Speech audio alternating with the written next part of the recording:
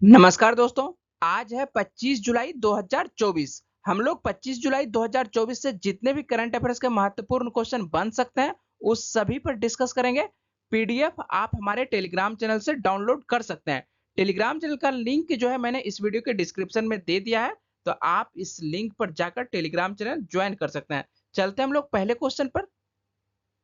पहला क्वेश्चन है, हर साल देश में राष्ट्रीय आयकर दिवस के रूप में कब मनाया गया था? तो ये कब मनाया गया था? 24 जुलाई को मनाया गया था। 2010 से हर साल देश में 24 जुलाई को राष्ट्रीय आयकर दिवस के रूप में मनाया जाता है। 24 जुलाई 1860 को सर जेम्स विल्सन ने देश में पहली बार आयकर लगाया था। यह दिन नागरिकों द्वारा समय पर कर चुकाने के महत्व और देश के विकास में उनके योगदान को उजागर करने के लिए मनाया जाता है। पहला राष्ट्रीय आयकर दिवस कब मनाया गया था? तो ये 24 जुलाई 2010 को मनाया गया था। आयकर कौन लगाता है तो हम लोग इसके बारे में देख लेते हैं। तो भारत का संविधान केंद्र सरकार को आयकर अधिनियम 1961 द्वारा निर्दिष्ट किसी व्यक्ति या कंपनी की आय पर आयकर लगाने और एकत्र करने की शक्ति देता है। राज्य सरकार के पास कृषि आय पर आयकर लगाने की शक्ति है। और वर्तमान में वित्त मंत्री कौन है? तो वर्तमान में जो वित्त मंत्री है निर्मला सीतारमण है। और केंद्रीय प्रत्यक्ष बोर्ड के अध्यक्ष वर्तमान में कौन है? तो ये जो है रवि अग्रवाल जो है केंद्रीय प्रत्यक्ष बोर्ड के वर्तमान में अध्यक्ष हैं।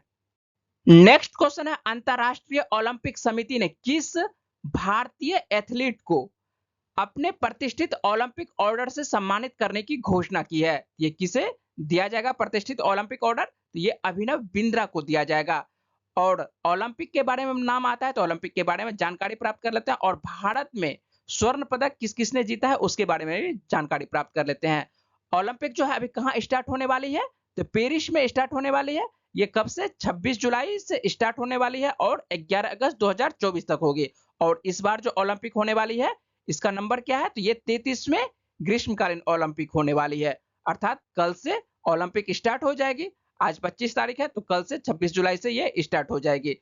अभिनव बिंद्रा जो है ओलंपिक में व्यक्तिगत स्वर्ण पदक जीतने वाले पहले भारतीय एथलीट थे। ठीक है, तो अभिनव बिंद्रा जो है ओलंपिक में व्यक्तिगत, ध्यान देना है कि व्यक्तिगत स्वर्ण पदक जीतने वाले पहले भारतीय एथलीट थे। उन्होंने 2008 बीजिंग ग्रीष्मकालीन ओलंपिक में पुरुषों की 10 मीटर एयर राइफल स्पर्धा में स्वर्ण पदक जीता था। अभिनव बिंद्रा से पहले भारत ने ओलंपिक में जो भी स्वर्ण पदक जीता था वो भारतीय पुरुष हॉकी द्वारा जीता गया था।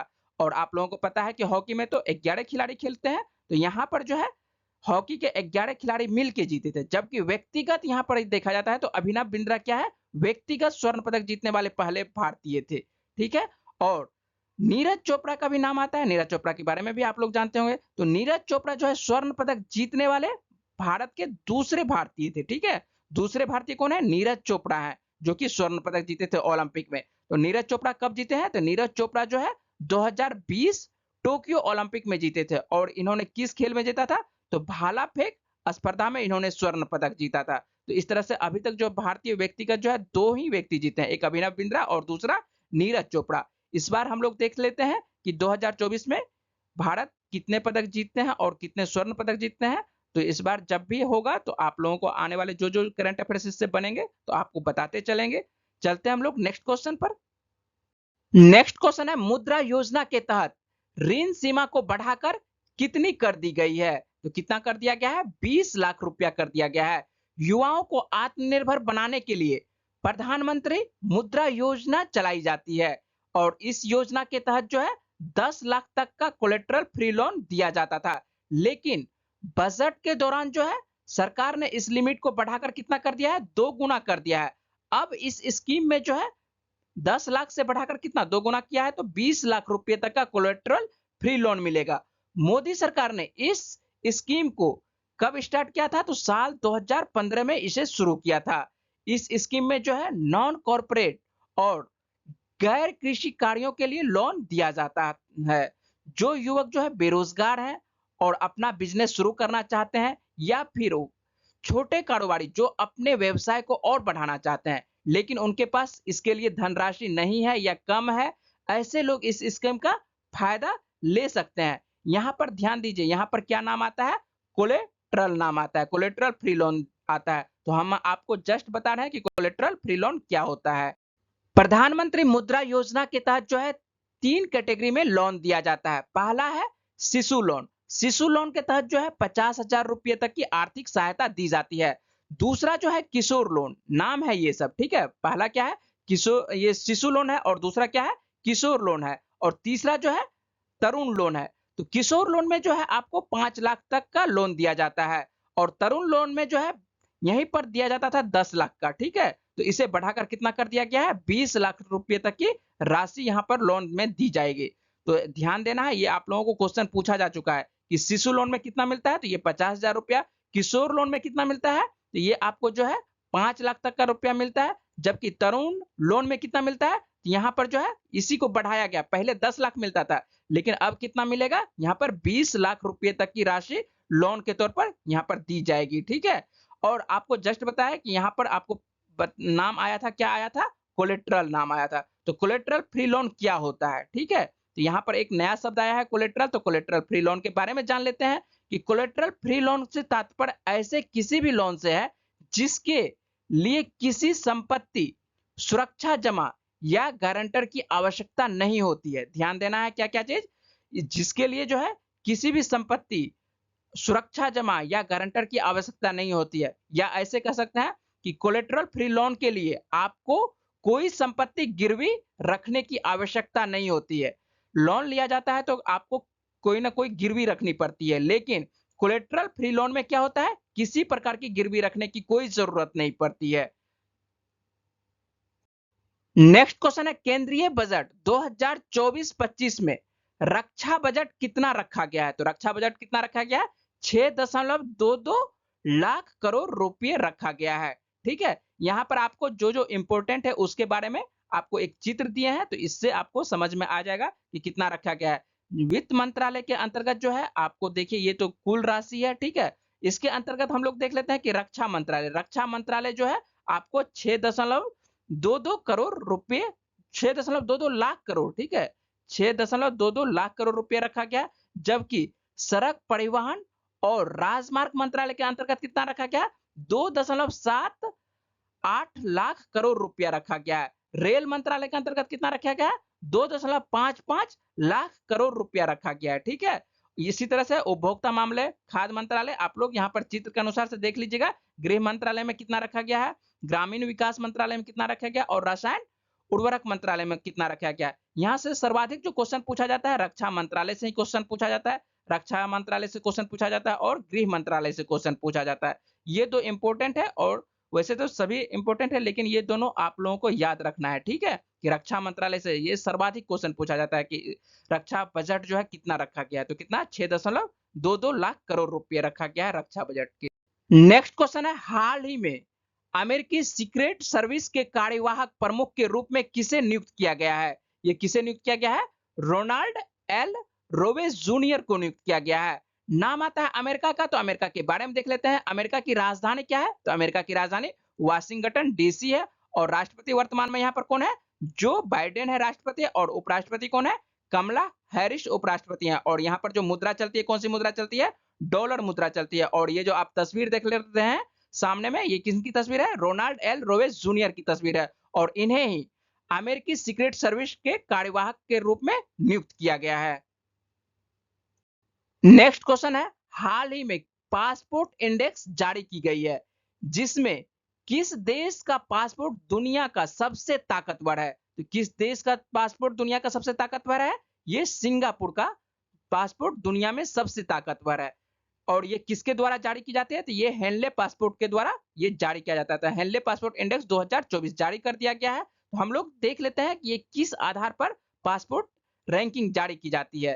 तो हेनले पासपोर्ट इंडेक्स में जो है किसी देश को इस आधार पर रैंकिंग दी जाती है कि कितने देश संबंधित पासपोर्ट को अपने यहाँ बिना वीजा के आने की अनुमति देते हैं।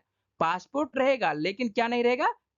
वीजा नहीं रहेगा, ठीक है। तो बिना वीजा के आने की अनुमति देती है।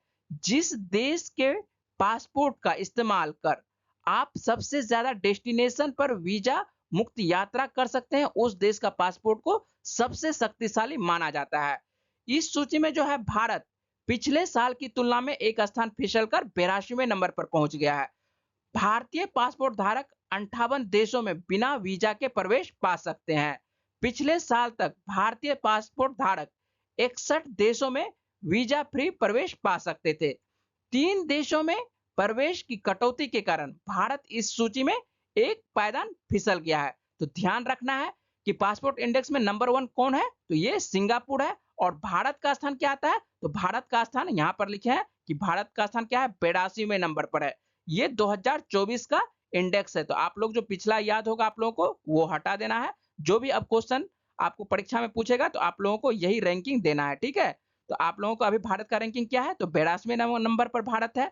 और भारत जो है कितने देशों में वीजा मुक्त जा सकते हैं, तो ये आपको पासपोर्ट लेके आप 58 देशों में जा सकते हैं, बिना वीजा के आप घूम सकते हैं। आपको बताया कि दुनिया का सबसे ताकतवर पासपोर्ट किसका है, सिंगापुर का है। और सिंगापुर के पासपोर्ट धारी व्यक्ति दुनिया के 195 देशों में वीजा फ्री प्रवेश पा सकते हैं। दुनिया का यदि सबसे कमजोर पासपोर्ट पूछा जाता है तो किस देश का आएगा, तो सबसे कमजोर पासपोर्ट जो है अफगानिस्तान का है, ठीक है। और पाकिस्तान के बारे में भी देख लेते हैं। तो पाकिस्तान की स्थिति जो है अफगानिस्तान से थोड़ी सी बेहतर है। और 33 देशों में वीजा फ्री एंट्री के साथ इसका स्थान जो है 100 स्थान पर आता है पाकिस्तान, ठीक है। तो पाकिस्तान जो है आपको 100वें नंबर पर है, जबकि भारत कितने स्थान पर है, 82वें नंबर पर है। दुनिया की महाशक्ति के बारे में भी देख लेते हैं। दुनिया की जो महाशक्ति है अमेरिका, अमेरिका जो है इस रैंकिंग में किस स्थान पर है, तो अमेरिका जो है 8वें नंबर पर है। उसके पासपोर्ट धारी नागरिकों को जो है 186 जगह वीजा मुक्त प्रवेश पा सकते हैं। तो अमेरिका कितने देशों में वीजा फ्री प्रवेश पा सकते हैं, 186 देशों में, ठीक है। इस तरह से आपको जो भी इंपॉर्टेंट इस जगह से क्वेश्चन बन रहे थे उस सभी पर मैंने बातचीत किया। चलते हैं हम लोग नेक्स्ट क्वेश्चन पर। नेक्स्ट क्वेश्चन है, हाल ही में किस भारतीय राज्य ने पर्यटक वाहनों के लिए कचरा बैग ले जाना अनिवार्य कर दिया है। ये किस राज्य में कचरा बैग ले जाना अनिवार्य कर दिया है पर्यटक वाहनों के लिए, सिक्किम में। सिक्किम में जो है अब सभी पर्यटक वाहनों में एक बड़ा कचरा बैग ले जाना अनिवार्य कर दिया गया है, ताकि जो हिमालय परिस्थिति को बचाया जा सके। भारत का सबसे कम आबादी वाला राज्य होने के बावजूद सिक्किम में जो है पर्यटकों की अधिक संख्या के कारण पारिस्थितिकी तंत्र में गड़बड़ी का सामना करना पड़ता है। अधिकारियों का उद्देश्य जो है इस उपाय के माध्यम से जो है पर्यावरणीय स्थिरता में सामुदायिक भागीदारी को बढ़ावा देना है। नाम आता है सिक्किम का, तो सिक्किम के बारे में भी देख लेते हैं। तो सिक्किम की राजधानी क्या है, तो सिक्किम की राजधानी गंगटोक है। और यहाँ पर जो वर्तमान में राज्यपाल है कौन है, लक्ष्मण प्रसाद आचार्य है वर्तमान में राज्यपाल। और मुख्यमंत्री कौन है वर्तमान में यहाँ पर, तो प्रेम सिंह तमांग यहाँ के मुख्यमंत्री हैं। लोकसभा की यदि सीटें हम लोग देखते हैं कि सिक्किम से कितनी लोकसभा की सीट आती है, तो एक सीट सिक्किम से आती है लोकसभा की, जबकि राज्यसभा की भी कितनी सीट आती है, एक ही सीट आती है। और विधानसभा में यहाँ पर कितनी सीटें हैं, मात्र 32 सीटें विधानसभा में है। तो ध्यान देना है यहाँ से, लोकसभा और राज्यसभा में कितनी कितनी सीटें हैं, एक एक सीट मात्र है, जबकि विधानसभा में मात्र 32 सीटें हैं। नेक्स्ट क्वेश्चन है, हाल ही में खबरों में रही अपर कर्णाली जल विद्युत परियोजना किस देश में स्थित है। तो अपर कर्णाली जल विद्युत परियोजना जो है नेपाल में स्थित है। भारतीय अक्षय ऊर्जा विकास एजेंसी लिमिटेड नेपाल की कर्णाली जल विद्युत परियोजना पर जो है 900 मेगावाट की अपर कर्णाली हाइड्रो इलेक्ट्रिक पावर परियोजना में 290 करोड़ का निवेश करने वाली है, ठीक है। और यह जो है रन ऑफ द रिवर परियोजना जो है नेपाल, भारत और बांग्लादेश को 25 वर्षों तक बिजली की आपूर्ति करेगा। नाम आता है नेपाल का, तो नेपाल के बारे में भी देख लेते हैं। नेपाल की राजधानी क्या है, तो नेपाल की राजधानी काठमांडू है। और वर्तमान में यहाँ पर राष्ट्रपति कौन है, तो रामचंद्र पौडेल है। और प्रधानमंत्री हाल ही में बने हैं, तो प्रधानमंत्री कौन बने हैं, केपी शर्मा ओली बने हैं। और नेपाल में जो मुद्रा चलती है, कौन सी मुद्रा चलती है, नेपाली रुपया चलती है। नेक्स्ट क्वेश्चन है, महिला T20I में सर्वाधिक रन बनाने वाली भारतीय खिलाड़ी कौन बन गई है। ये कौन बनी है, हरमनप्रीत कौर बनी है। तो हरमनप्रीत कौर ने यूएई के खिलाफ महिला एशिया कप T20 मैच के दौरान स्मृति मंधाना को पीछे छोड़ते हुए महिला T20I में भारत की ओर से सबसे अधिक रन बनाने वाली खिलाड़ी बन गई है। और इनके कुल रन अभी तक वर्तमान में कितने हो गए हैं? तो 3,415 हो गए। मैंने आपको बताया था 23 जुलाई को जो है आपको बताए थे करंट अफेयर्स में, आप वहां पर जाके देख सकते हैं। वहां पर आपको बताए थे कि महिला टी20 में सर्वाधिक रन बनाने वाली खिलाड़ी कौन थी? तो स्मृति मंधाना। तो स्मृति मंधाना का जो रन है कितना है?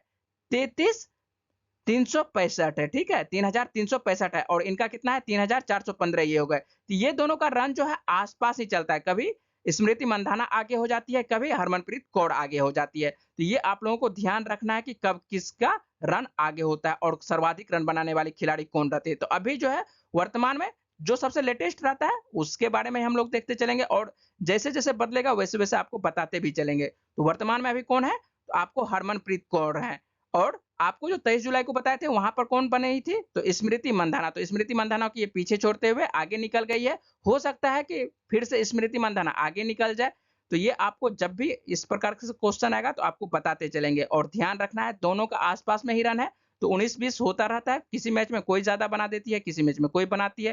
तो जो ज्यादा रन बनाएगी तो उसका स्वाभाविक है कि आगे हो जाएगी, वो निकल जाएगी। चलते हम लोग नेक्स्ट क्वेश्चन पर। नेक्स्ट क्वेश्चन है, हाल ही में किस राज्य सरकार ने पेपर लीक और परीक्षा धोखाधड़ी को रोकने के उद्देश्य से एंटी पेपर लीक कानून पारित किया है? ये किस राज्य में पारित किया गया है? बिहार राज्य में पारित किया गया है, बिहार सरकार के द्वारा। नए कानून के तहत परीक्षा पेपर लीक करने के दोषी पाए जाने वाले व्यक्ति को 10 साल तक की जेल और 1 करोड़ रुपए तक का जुर्माना हो सकता है। यह कानून जो है व्यापक है, जो छात्रों, शिक्षकों और अन्य लोगों सहित सभी संबंधित पक्षों पर लागू होता है। जो भी इसमें संलिप्त होंगे उन पे लागू होगा। ठीक है, और नाम आता है बिहार का, तो बिहार के बारे में भी देख लेते हैं। बिहार की राजधानी, तो आप सभी को मालूम है कि बिहार की राजधानी पटना है। और वर्तमान में यहाँ पर राज्यपाल कौन है? तो वर्तमान में राज्यपाल जो है राजेंद्र अर्लेकर हैं। और मुख्यमंत्री आप सभी को पता है कि मुख्यमंत्री नीतीश कुमार है। ठीक है, और लोकसभा की सीटें हम लोग देख लेते हैं बिहार से। तो लोकसभा की सीटें कितनी आती है बिहार से? 40 सीटें लोकसभा की आती है। जबकि राज्यसभा की कितनी सीटें आती है? 16 सीटें राज्यसभा की बिहार से आती है। और विधानसभा में बिहार में कितनी सीटें हैं? 243 सीटें विधानसभा में है। और बिहार में जो है विधान परिषद भी है। और विधान परिषद की कितनी सीटें हैं? तो बिहार में विधान परिषद की 75 सीटें हैं। इस तरह से ये ध्यान रखना है आप लोगों को। लोकसभा की 40 सीटें, राज्यसभा की 16 सीटें, और विधानसभा की 243 सीटें, और विधान परिषद की 75 सीटें। ठीक है, तो इस प्रकार से ये जो एंटी पेपर लीक जो है कानून जो है कहां पर पास किया गया है? तो आपको बिहार में पास किया गया है। तो इस तरह से आज के जितने भी महत्वपूर्ण करंट अफेयर्स बन रहे थे उस सभी पर मैंने बातचीत और डिस्कस किया।